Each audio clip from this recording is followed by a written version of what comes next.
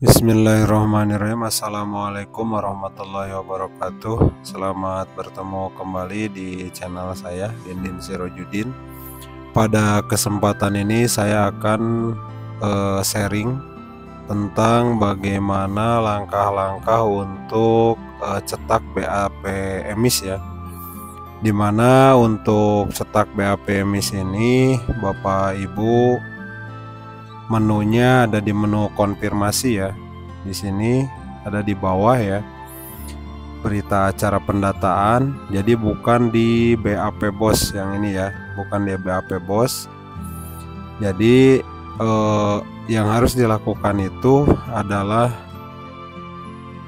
mengkonfirmasi semua kelembagaan, sarana prasarana, siswa, guru, dan tendik ya. Namun sebelum kita melakukan konfirmasi, Bapak Ibu harus mengecek dulu pertama jumlah siswa ya. Jumlah siswa itu harus semuanya sudah masuk rombel. Nah, semuanya harus masuk rombel. Cara mengeceknya bagaimana? Di sini ada ya. Semua status 216, aktif 213, kemudian aktif tanpa rombel 0. Nah, kemudian di sini ada belum teridentifikasi ya.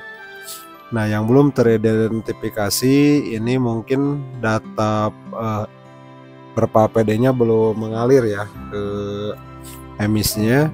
Padahal di Perpa PD sudah 100% semuanya. Nah, yang harus sangat diperhatikan di sini semua status 216. Nah, ini aktif 213 itu karena baru kemarin saya melakukan input siswa mutasi masuk ya. Yang mutasi masuk, kenapa baru diinput? Itu karena siswa tersebut mutasinya bulan Februari, tapi dari lembaga sebelumnya belum dinonaktifkan, baru kemarin ya dinonaktifkan atau dimutasikan. Jadi saya baru bisa input kemarin. Jadi di sini yang aktif 213 padahal semuanya ada 216. Nah, untuk mengecek apakah si siswa itu sudah masuk rombel semuanya atau belum, klik yang aktif tanpa rombel ya. Nah, kalau yang aktif tanpa rombelnya 0, di sini berarti ini sudah aman, semuanya sudah masuk rombel. Nah, untuk mengetahuinya ya, Bapak Ibu silahkan dicek di monitoringnya. Di monitoring silahkan dicek menu siswa. Nah, kalau di menu monitoring siswa, di sini semuanya nama lengkapnya 216, nicknya, kemudian ini semuanya sudah 216 ya, sudah 216 semuanya. Nah, ini artinya sudah aman ya. Nah, ini bisa dilihat di sini nama rombel. Nah, yang harus diperhatikan di sini adalah nomor rombel. Kalau nama rombelnya masih belum sesuai jumlahnya di sini ya, di nama rombel ini belum sesuai jumlahnya dari jumlah total siswa. Nah, ini berarti ada siswa yang belum masuk ke dalam rombel. Itu harus dimasukkan dulu. Nah, kenapa harus dimasukkan dulu? Karena ini mungkin kasusnya seperti saya, ada siswa yang baru di input gitu ya. Nah, itu harus sangat hati-hati karena kalau tidak masuk rombel ya nggak kehitung lah ya, nggak kehitung jumlah siswanya seperti itu. Nah, kemudian Bapak Ibu yang selanjutnya itu tentang gurunya. Nah, guru di sini kalau misalnya gurunya itu ada 14, nah seperti ini ya. Nah, Bapak Ibu yang sering terlewat oleh kita semua, kebanyakan itu di menu dashboard, kemudian daftar tindakan itu masih menumpuk ya, hasil edit data kelengkapan siswa itu masih di sini masih numpuk, belum diajukan. Ini seharusnya dikirim draft itu 0 ya, jangan ada yang harus diajukan dulu. Nah, kalau misalnya ada di sini ada beberapa yang harus diajukan, silahkan ajukan dulu ke kabupaten. Supaya apa? Supaya data detail yang sudah kita lengkapi di data siswa yang harus ada pengajuan itu adalah data orang tua ya, data orang tua. Maka ketika data orang tua ini kosong, kemudian kita isi, maka bakal masuk ke sini ke menu dashboard, kemudian daftar tindakan, kemudian ajukan ya hasil perbaikan datanya seperti itu. Nah, itu cara kita mengecek. Kemudian di sini ada kelembagaan, ada profil, kemudian kurikulum, itu harus dilengkapi termasuk sarana prasarana, aset tetap. Nah, di sini. Jadi semuanya harus dilengkapi ya sesuai dengan kondisi real di madrasah Bapak Ibu. Nah, kalau ini semuanya sudah dilengkapi, sudah sesuai, nah baru kita masuk ke menu konfirmasi ya. Nah, saya contohkan di sini konfirmasi kelembagaan. Nah, di menu konfirmasi kelembagaan kita jangan melihat bisa checklistnya aja, tapi kita harus melihat juga data-datanya sudah benar belum, sudah terisi semua belum. Nah, kalau sudah terisi baru kita checklist, kemudian klik konfirmasi data. Nah, ini berarti terima kasih sudah mengkonfirmasi data. Kemudian yang sarana prasarana juga sama ya. Sarana prasarana juga sama, cek dulu sarannya udah sesuai. Nah, kalau sudah sesuai berarti ya ini langsung kita lakukan konfirmasi. Scroll ke bawah, di sini ada kotak centang untuk checklistnya ya. Langsung klik konfirmasi. Nah, di sini Bapak Ibu yang harus diperhatikan ketika kita mengkonfirmasi data itu pasti ada pop-up seperti ini. Apakah Anda yakin melakukan konfirmasi data Sarpras? Nah, karena tidak ada pembatalan konfirmasi, jadi ketika ada pop-up ini silahkan dibaca dulu. Kalau sudah yakin baru klik ya. Kalau belum yakin jangan dulu Pak ya. Itu karena apa? Karena ini dikonfirmasi ataupun diupload BAP itu tidak ada pembatalan ya, tidak ada pembatalan baik dari kabupaten, dari provinsi atau dari pusat. Jadi ini satu kali jadi gitu ya. Jadi ketika Bapak Ibu ada kesalahan tapi udah selesai sampai BAP ya sudah gitu ya. Nah, kemudian ini yang selanjutnya data siswa.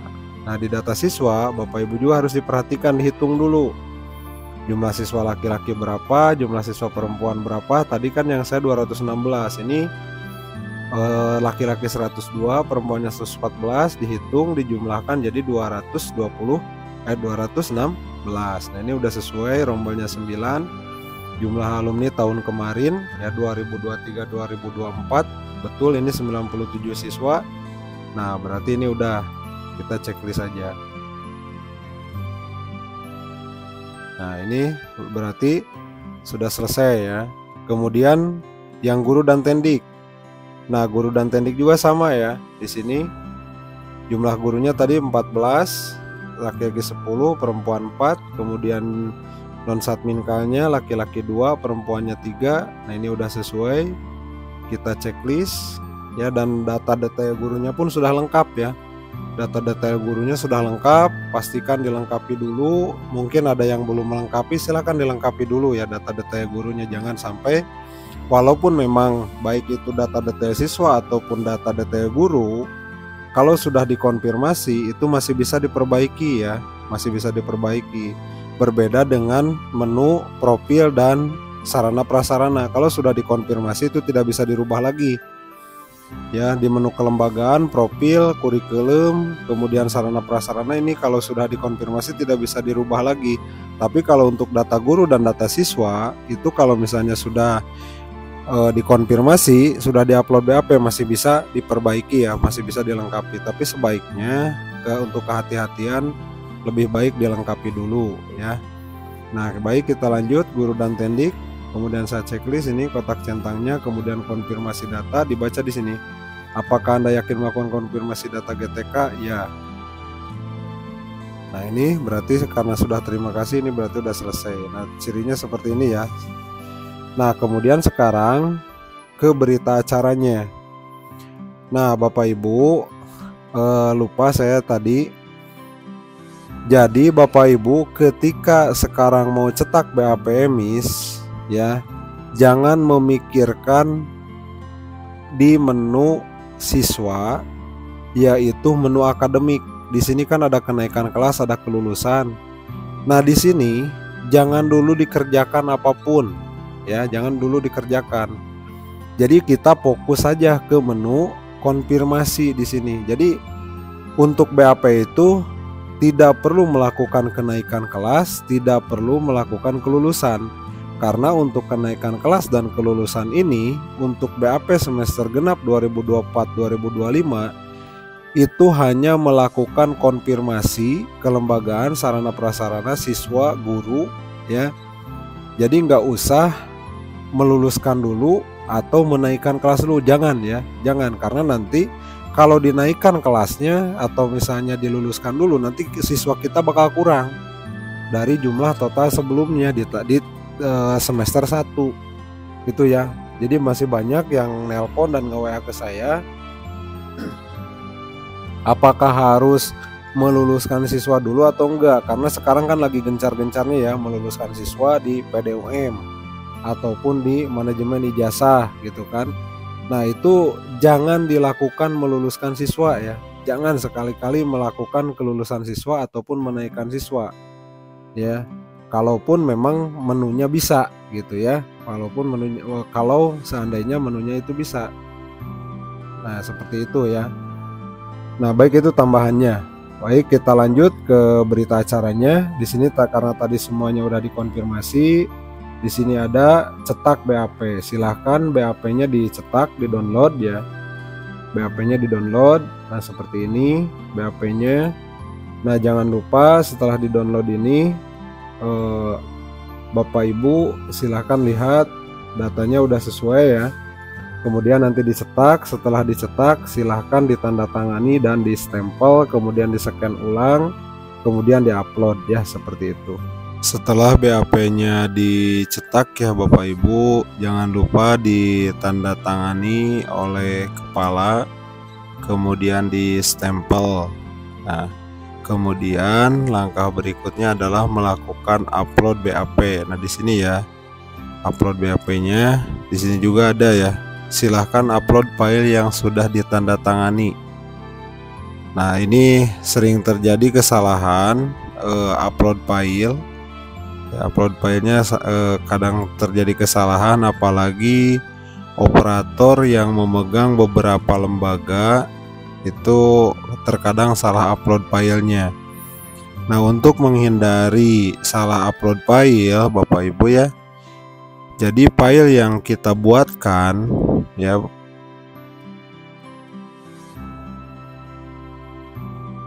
contoh di sini ya. Ini kebetulan saya ada yang semester ganjil juga ada. Nah, di sini yang semester genapnya BAP 2024 kan untuk asli yang di-download itu seperti ini kan. Ini file asli yang di-download. Nah, kemudian setelah di-scan ya, nama filenya kita beri nama ini. Ya. Nah, usahakan file yang di-upload itu menggunakan printer scanner ya, supaya hasilnya bagus. Nah, contoh seperti ini hasil scan-nya. Seperti ini hasil scan-nya ya. Jadi kita ketika misalnya melakukan scan itu kalau menggunakan printer scanner hasilnya bagus ya.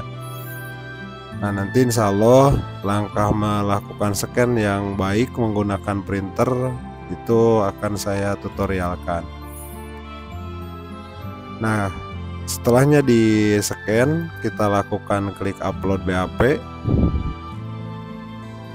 ya. Nah, filenya yang ini ya, ini saya perjelas di sini pakai scan 001 ya.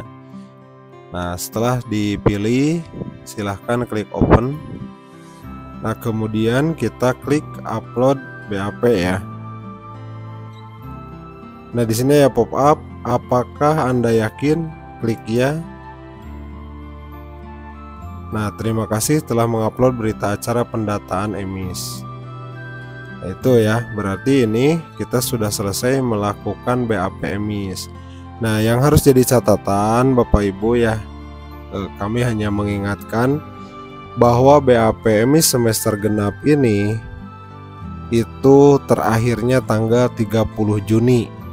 Sedangkan sekarang sudah tanggal 19 Juni, jadi kita memiliki waktu tinggal kurang lebih 11 hari.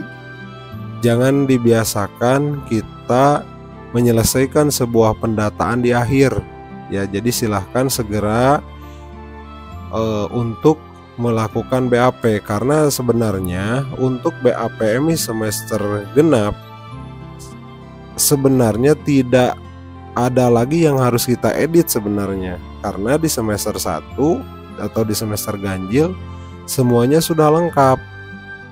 Jadi untuk semester genap seharusnya sudah nggak ada lagi masalah. Apalagi sekarang itu kan pendataan itu semuanya sinkron dari MIS. Kalau datanya belum lengkap, otomatis ke aplikasi lain juga nggak bakalan sukses. Tapi kalau misalnya aplikasi lain kita udah sukses, berarti di MIS sudah nggak ada masalah. Kita cuma tinggal melakukan konfirmasi kelembagaan, sarana prasarana, siswa, guru, dan tendik ya, baru langsung kita lakukan upload BAP. Jadi sebenarnya untuk semester genap ini nggak ada lah yang harus mengerjakan di tanggal 30 begitu ya. Hari ini pun harusnya sudah selesai ya. Itu jadi sekarang silahkan segera lakukan upload BAP ya, supaya lembaga kita pendataannya tepat waktu, jangan selalu nunggu di akhir. Kemudian bagaimana hubungannya kalau misalnya dengan hubungan dengan manajemen ijazah? Walaupun sudah BAP, edit data siswa masih bisa dilakukan ya. Kalau memang ada kesalahan-kesalahan data yang memang belum sinkron antara Perpa PD yang sudah disinkronkan dengan Dukcapil ya, udah dipadankan dengan Dukcapil, belum sinkron atau belum masuk datanya ke MIS, itu nanti juga akan mengalir dengan sendirinya seperti itu ya. Jadi silahkan Bapak Ibu segera proses BAP MIS-nya, jangan sampai telat.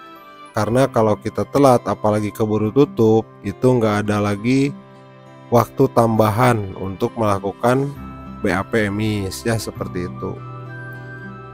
Mungkin untuk sharing hari ini sampai di sini. Terima kasih. Mohon maaf kalau ada kekurangan dan kata-kata yang tidak pas ya dari saya. Mohon dimaafkan. Semoga kita diberikan kelancaran dalam proses pendataan ini. Barakallah. Wassalamualaikum warahmatullahi wabarakatuh.